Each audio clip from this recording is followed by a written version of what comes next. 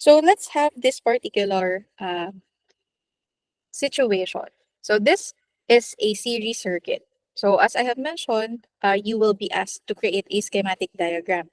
So this is the description of the circuit. So there are three resistors connected in a series circuit. The first resistor has 5 ohms resistance. The second resistor has 5 ohms resistance also, and the third resistor has 2 ohms resistance. Okay, so the question is, what is the individual voltage of the resistors and the total current flowing? Okay, commonly, ang tinuturo naming technique sa inyo ay mag-create ng table. Okay? So, the first thing that you will do before you create a table is to illustrate the situation described. Okay. So, sabi doon, meron daw tatlong resistor. Connected siya from our source. Okay. So, let's call this resistor 1. So, yan ang ating R1. Meron siyang 5 ohms. Okay, next is resistor 2. So this is R2. And meron din siyang 5 ohms. And lastly, for our third resistor, this is R3.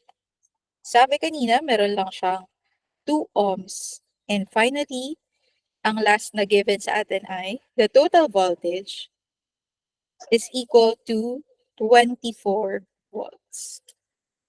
Now, if the following will be asked, so required sa inyo ang following variables. We have I total, we have individual voltages, V1, V2, V3, and what else? R total. So if you're interested on these variables, we are going to create a table. So ang table natin, gawin na natin siyang in this pattern. So we have the R, I, V. Okay, let's use a different color for this. Yan. So RIV tayo.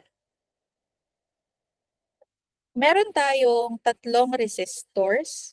So 1, 2, 3. Then yung last natin, it's for the total resistance, total current, and total voltage. Okay, so first, let's fill in all the available information. So based on the given situation, alam nyo na guys ang R1. R1 natin, equal siya sa 5 ohms. R2, it's also given 5 ohms also. And R3, this is 2 ohms. And for our total voltage, it's also given 24 volts. As we have mentioned, pag sinabi nating series, okay?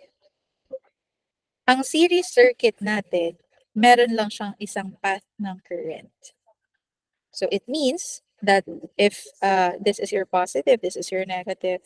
So if the current will move from positive to negative, okay? So we're using the conventional flow of current. So pag dumaan siya dito, yung current na dumaan dyan, yun din yung dadaan sa resistor number 2. Yung current na dumaan sa resistor number 2, yun din yung dadaan sa resistor number 3. And yun yung babalik dun sa battery natin.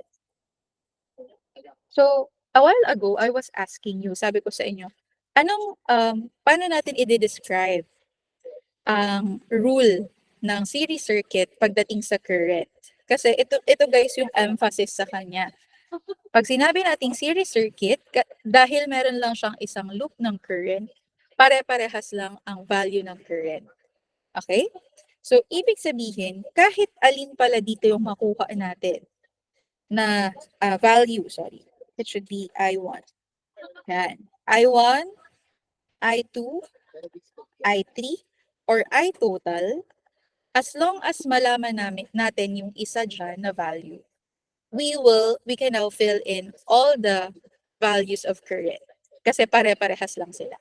Okay? So that's the rule for our current series circuit. All values of I are equal in the circuit. Okay? So that's very important. Okay? Next is, how about the total resistance? For our total resistance in a series circuit, you just have to add the individual resistances. So what do we mean by that?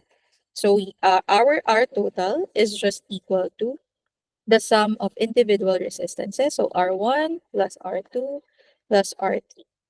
In this situation, kasi tatlo lang.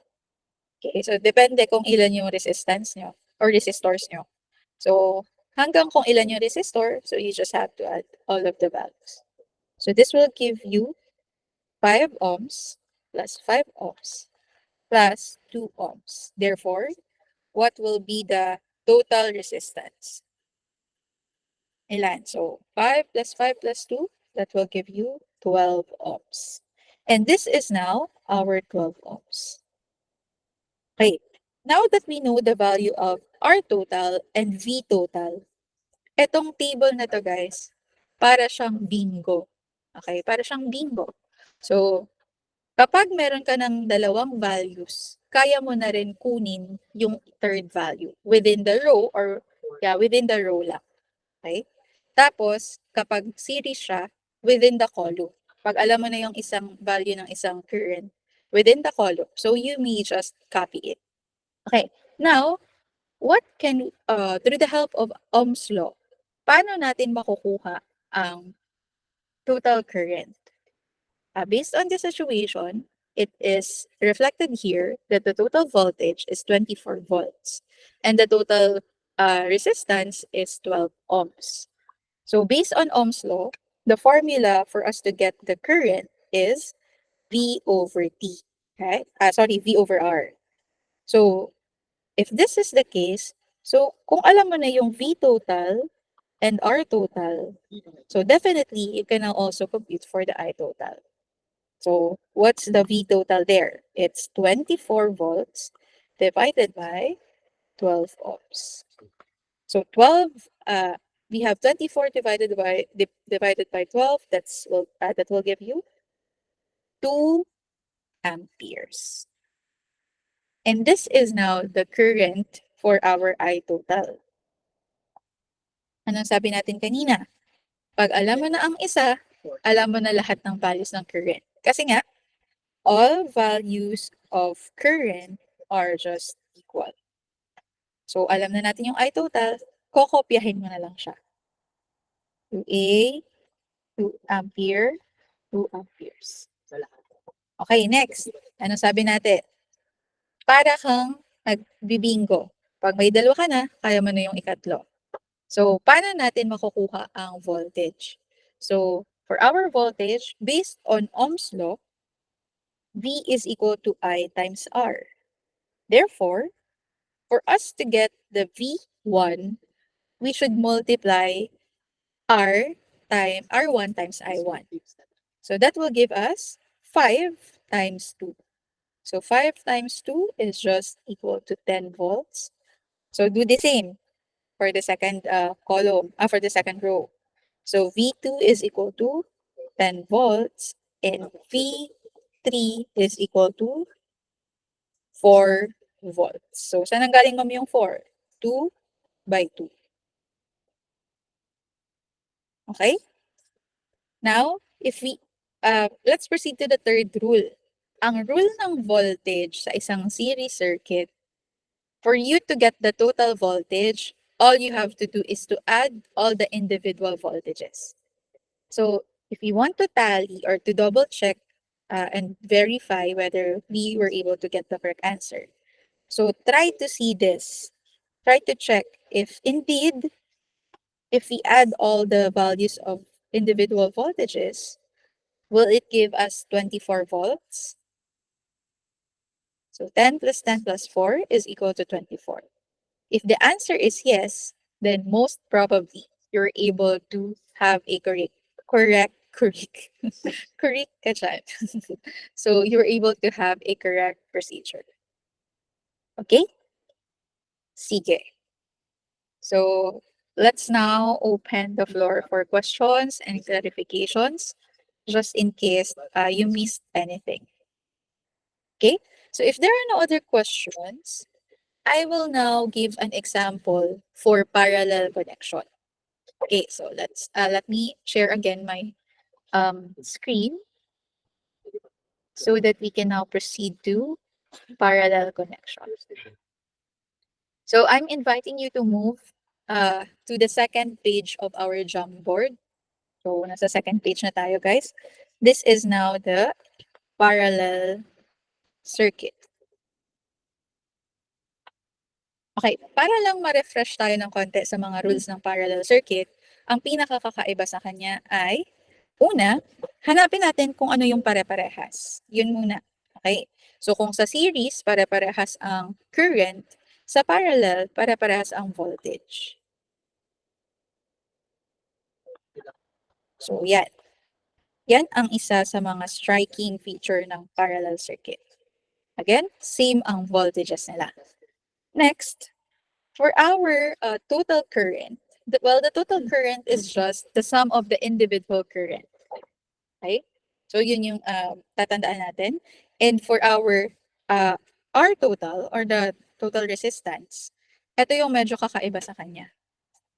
Kasi meron kang the inverse of the sum of the reciprocal of each resistance. So R1, 1 over R1 plus 1 over R2 plus 1 over R3. So yan yung gagamitin natin kung ilan man na resistors yun ang nakaparallel. Then you have to raise it to 1. Okay? Saan yan nanggaling? Kasi originally, 1 over RT is equal to 1 over R1 plus 1 over R2. Okay, so para matanggal na yung fraction, so i-erase mo siya sa 1.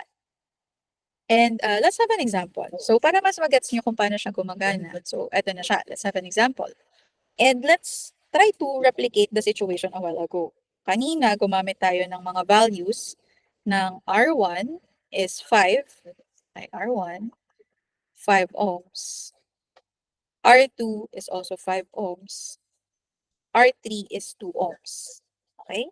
So, ang gagawin natin, we'll try to replicate this. But this time, take note that it is now in parallel connection or parallel circuit. So, for our battery, so this is our battery. So, next is the first resistor. So, R1. The second resistor. This is now R2. And the third resistor, this is now R3. So, remember, in a parallel connection, all of the branches will have its own current from the source. So, ito, may sarili siyang connection. Pagdating dito, magba-branch out yung current. Yan. Pagdating na naman dito sa dulo, magba-branch out na naman siya. Then, finally, ito, dito siya dadaan. Pagdating dito sa point na to, magko-combine na sila. Okay? Then, yung nag-combine, magko-combine na naman sila dito. Then, finally, babalik na siya to. So, every branch, actually, meron talaga siyang individual connection.